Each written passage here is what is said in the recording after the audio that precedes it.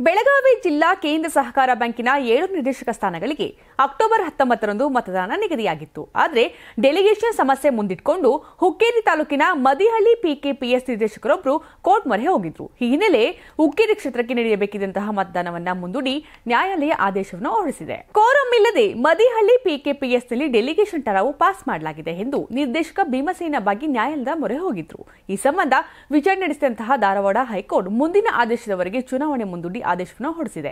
DCC bank ಚುನಾವಣೆಯನ್ನ ಪ್ರಭಾವಿ ಜನಪ್ರತಿನಿಧಿಗಳು ಪ್ರತಿಷ್ಠೆಯ ಕಣವಾಗಿ ತೆಗೆದುಕೊಂಡಿದ್ರು. ಇದರಿಂದಾಗಿ ಸಹಕಾರಿ ಬ್ಯಾಂಕ್ ಚುನಾವಣೆ ದೊಡ್ಡ ಮಟ್ಟದಲ್ಲಿ ಸುದ್ದಿಯಾಗಿದೆ.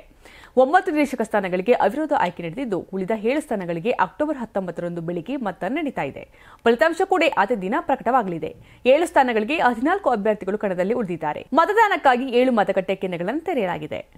ನೀವು ಸಣ್ಣ ಆಗ್ಬೇಕಲ್ವಾ? ಅದು ಒಂದು ಉತ್ತಮ ಆಹಾರದಿಂದ ಸಣ್ಣ ಆಗ್ಬೇಕಲ್ವಾ? ಪ್ರತಿದಿನ ನಮ್ಮ ಜೀನಿ ಸ್ಲಿಮ್ ನ ಯೂಸ್ ಮಾಡಿ ಯಾವುದೇ ಸೈಡ್ ಎಫೆಕ್ಟ್ ಇಲ್ದಂಗೆ ನೀವು ಸಣ್ಣ ಆಗ್ತೀರಾ.